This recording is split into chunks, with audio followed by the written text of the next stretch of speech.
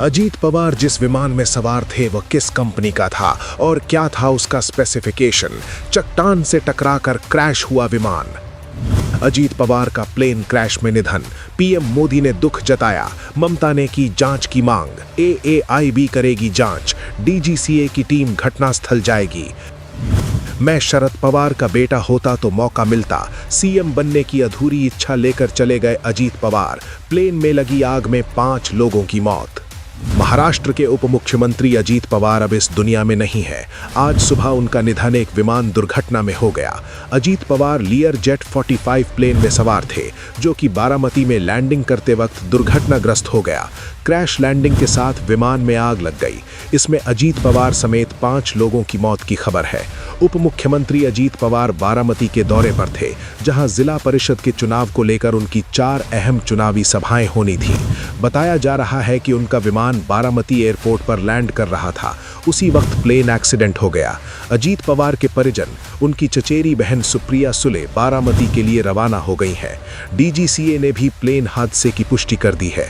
महाराष्ट्र के मुख्यमंत्री देवेंद्र फडणवीस से प्रधानमंत्री नरेंद्र मोदी और गृह मंत्री अमित शाह ने फोन पर बातचीत की और प्लेन क्रैश की घटना की तफसील से जानकारी ली।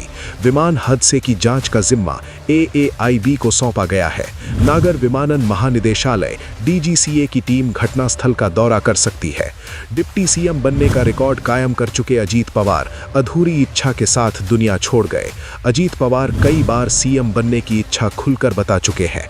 2024 विधानसभा चुनाव के बाद वो 6वीं बार डिप्टी CM बने थे। अजीत पवार ने कहा था कि अगर वो शरद पवार के बेटे होते तो CM बन जाते। मैं अजीत पवार का बेटा नहीं हूं, इसलिए मुझे मौका भी नहीं दिया गया। अजीत पवार के निधन से देश में शोक की लहर है।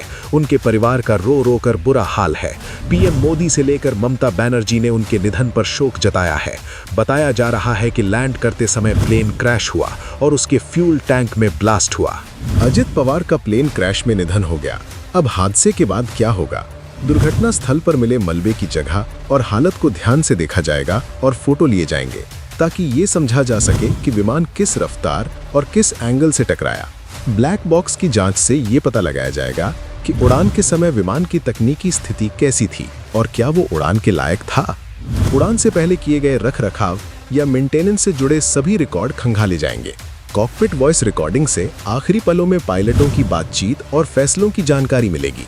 पायलट और एयर ट्रैफिक कंट्रोल के बीच हुई बातचीत के आधिकारिक रिकॉर्ड की जांच की जाएगी, ताकि गलती की वजह साफ हो सके। इसके अलावा मौसम, रनवे की स्थिति और हवा की दिशा जैसे बाहरी कारणों को भी जांच में शामिल किया जाएगा। जिस विमान पर अजीत पवार सवार थे वो एक एविएशन चार्टर कंपनी का लियर जेट 45 प्लेन था। इस विमान के बारे में भी जान लीजिए। ये विमान दिल्ली की कंपनी VSR एविएशन, जिसे VSR वेंचर्स भी कहते हैं, नाम की एक एयर चार्टर कंपनी का था। ये कंपनी बिजनेस जेट्स की फ्लीट मैनेज करती है और उन्हें ऑपरेट करती है। इनके बेड़े में बॉम्बार्डियर लियर जेट और 45XR जैसे प्लेन शामिल हैं। VSR एविएशन चार्टर सेवाएं, एयरक्राफ्ट मैनेजमेंट और कंसल्टेंसी जैसी सेवाएं देती है।